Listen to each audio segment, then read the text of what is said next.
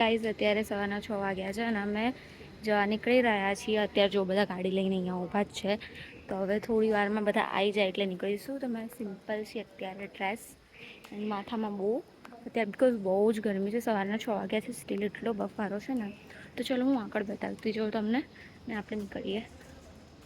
તો પછી બધા ગાડી પાસે આવી ગયેલા. પપ્પા અને ભાઈ બધા ગાડી કાઢતા હતા. અમારી જોડે કાકાની પણ ગાડી હતી અને સવારનો એન્વાયરમેન્ટ જુઓ તમે. બહુ જ પીસફુલ એન્વાયરમેન્ટ હતું. પછી અમે ડાયરેક્ટલી નીકળી ગયા સાસણગીર જવા. જો અમે કંઈ પણ સૌરાષ્ટ્ર સાઈડ જતા હોઈએ અને વચમાં બ્રેક લેવાનો હોય તો અમારું ફોર એવર સ્ટોપ છે અંબર. તો અમે અંબર પહોંચી ગયેલા. મસ્ત સ્ટોપ લઈ લીધો, ફ્રેશ થઈ ગયા, વોશરૂમ જઈ ગયા, હાથ પગ મોઢું ધોઈ લીધું ફરી. બિકોઝ લોંગ જર્ની છે અને બ્રેકફાસ્ટનો પણ ટાઈમ હતો. તો અમે ઓર્ડર કરી દીધી મસ્ત ઇડલી, મસ્કાબન ચા ને આ વડું મારો ભાઈ વચમાં મૂકે છે. જે મારા કાકાએ ઓર્ડર કર્યું હતું, એમને મને આપ્યું ટેસ્ટ કરવા માટે. તો મેં કીધું ચલો એને પણ વિડીયોમાં લઈ લઈએ. તો અંબરનું ફૂડ ફોર એવર કમ્ફર્ટિંગ હોય છે કે લાઈક એકદમ બેસ્ટ હોય છે. પછી ફરીથી અમારી ગાડી આગળ નીકળી ગઈ અને ગાઈસ થોડે જ આગળ જતાં રાજકોટ આવી ગયું.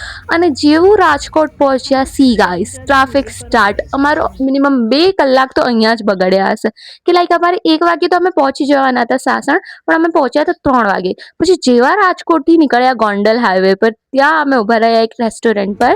તો ત્યાં અમે મસ્ત સી સેન્ડવિચ ઓર્ડર કરી દીધી. ગાડીમાં વેઇટ કરતા હતા એસીમાં, બિકોઝ બહુ જ ગરમી હતી. તો અહીંયા હું વેઇટ કરતી હતી મસ્ત સેન્ડવિચનો બેઠા બેઠા કે ક્યારે સેન્ડવિચ આવે ગાઈસ અને હું ખાઉં, બિકોઝ ગરમી પણ એટલી હતી. સો અહીંયા મારા પપ્પા લઈને આવી ગયેલા મસ્ત વેજીટેબલ સેન્ડવિચ. પછી આગળ ફરી નીકળ્યા અને રસ્તામાં મેન્ડેટરી છે કે યાર આટલી ગરમીમાં શેરડીનો રસ ના પીધો તો તમે શું કર્યું. તો આ ટાઈમે અમે પહોંચી ગયા હતા જુનાગઢ. તો અહીંયા મસ્ત શેરડીનો રસ પીવા ઊભા હતા. ત્યાંથી મસ્ત ગિરનારના દર્શન થતા હતા ગાઈસ.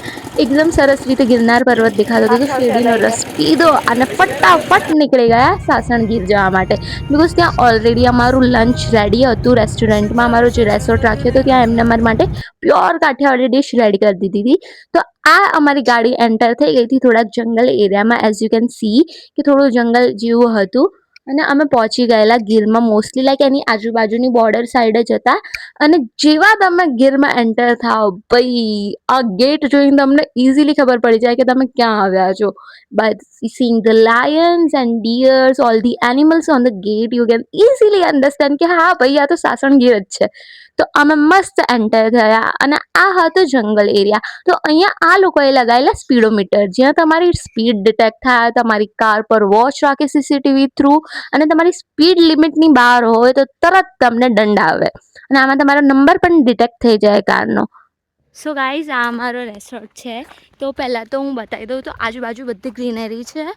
આંબાના ઝાડ છે બધી સાઈડ. ક્યાં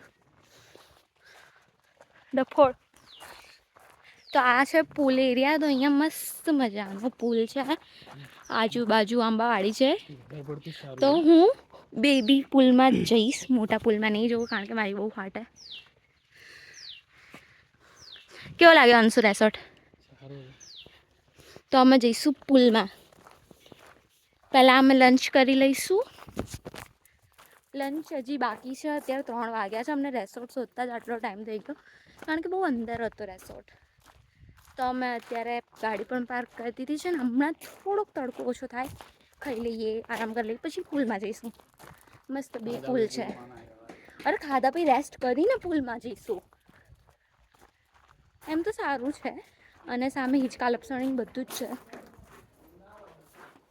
અમે પુલમાં જઈને આયા પુલ. તો પછી મસ્તની આંબાવાડી હતી રેસોર્ટમાં. જો તમે જોઈ શકો છો આંબા. અને ભાઈ મને તો આ સીનું પિક્ચર જોઈને જેટલી થ્રીલ આવી ગઈ ને કે યાર, લંચનો જે એરિયા હતો ત્યાં આવી પિક્ચર્સ, ટેબલ્સ બધું અમારી માટે અરેન્જ કર્યું હતું. લાઈક ફુલ્લી એકદમ ફાર્મ હાઉસ, એકદમ બેસ્ટ હતો આ રેસોર્ટ કે લાઈક ફૂલ મસ્ત વાઇબ આવતી હતી. પછી બપોરે મસ્ત કાઠિયાવાડી થાળી ખાધી ભાઈ. મેં સૌથી વધુ લાઈક આમ કહેવાય ને કે કમ્ફર્ટિંગ ફૂડ બની જાય એ ટાઈમે કે તમે સાસણગીર જાઓ એટલે તમને મસ્ત કાઠિયાવાડી ફૂડ, કેરીનો રસ, યાર શું કહું હું. સો ગાઈઝ અમે અત્યારે જસ્ટ લંચ કર્યું છે અને અમે વિચારીએ છીએ કે થોડી વાર રેસ્ટ કરીએ. તો રેસ્ટના નામે અમે અહીંયા હિંચકા છે અહીંયા અને ત્યાં બધે. તો બધા અલગ અલગ હિંચકા પર સેટ થઈ ગયા છે. તો હું મોક્ષિત આવી ગયા છીએ આ વાળા હિંચકા પર. તમે અહીંયા મસ્ત હિંચકો ખાઈશું, આરામ કરીશું, રેસ્ટ કરીશું. એ આઈ મને બેસા દે. બહુ નીચો છે હિંચકો, બહુ વધુ જ પડતો. હા, હિંચકો તો નાનો નાનો નીચો નીચો છે, બહુ લાંબો ખવાય એવો નથી. તો બી અમે બેઠા છીએ અમે 2 જણા.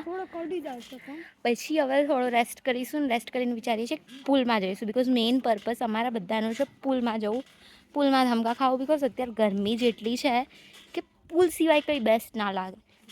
તો પુલમાં જઈશું. એ ટાઈમે હું તમને બતાવીશ. ગાડીમાંથી પછી સામાન અમે ઉતાર્યો. ના જોવો મોક્ષિત જો મારું પર્સ ને મારી ગાડીમાંથી સોડાની બોટલો ને બધું લઈને આવતો તો બિચારો હેન્ડલ કરતો હતો એકલો. તો યા દેટ્સ ઇટ. પછી અમે મસ્ત એન્જોય કર્યું. તમે એઝ યુ કેન સી કેટલું મસ્ત એન્વાયરમેન્ટ હતું. And feel the vibe guys. તો ગાઈઝ બપોરે મેં મસ્ત નેપ લઈ લીધી છે. સૂઈને ઉઠી ગયો છું. બિકોઝ સવારના વહેલા જાગતા હતા તો પછી બહુ જ ઊંઘ આવતી હતી આખા દિવસની. તો અત્યારે નેપ લઈને ઉઠી ગઈ છું. તો ઓલા લોકોએ બધાએ ચા પી લીધી છે, હું તો ચા પીતી નહીં. એટલે પણ હવે કહે છે કે પુલમાં જઈએ. તો હવે હું જાઉં છું પુલમાં. ત્યાં તો ફોન લઈ જવો પોસિબલ નથી. બિકોઝ મને ખબર છે કે ફોન લઈ જઈશ તો પીનો શ્યોરલી થશે. એટલે હું વિચારું છું કે રૂમમાં જ ફોન મૂકીને જાઉં. અને પછી રાતે શું છે ડિનરમાં, શું પ્લાનિંગ છે એ બધું હું તમને રાતે બતાવું. અધરવાઇઝ ફોન પોસિબલ હશે તો હું ફોન બી પુલ જોડે લઈ જાઉં છું.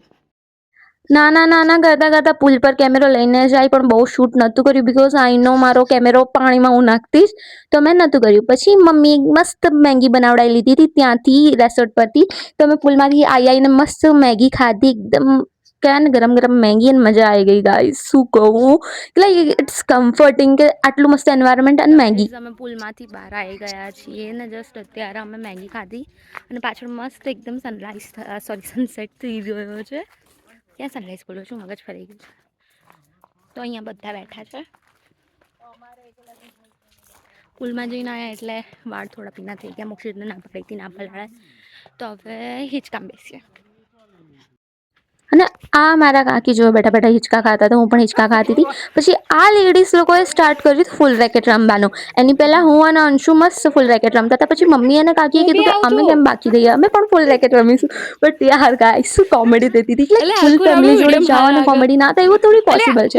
પછી જો આ લોકો ફૂલ રેકેટ રમતા હતા, હું એમને સપોર્ટ કરતી હતી. તો પછી હું જતી રહી હતી મસ્ત ક્રિકેટ રમવા. બિકોઝ મારા વગર તો ક્રિકેટ અધૂરું કહેવાય ગાઈસ. કે લાઈક ફેમિલીમાં બધા રમતા હોય અને હું જ ના આવું તો એ તો પોસિબલ જ નથી. ત્યાં ફિલ્ડિંગ કર્યા એ તે લપસણી પર કોઈ ના હું જઉં છું હમણાં. મારે ત્યાંથી ફોટો પાડવો છે એટલે હું જઉં છું. તો આ રાતનું હતું અમારું કાઠિયાવાડી ડિનર. રોટલો, મસ્ત સેવ ટમેટાનું શાક, kadhi khichdi. And yeah that's it for today's video. Stay tune for next.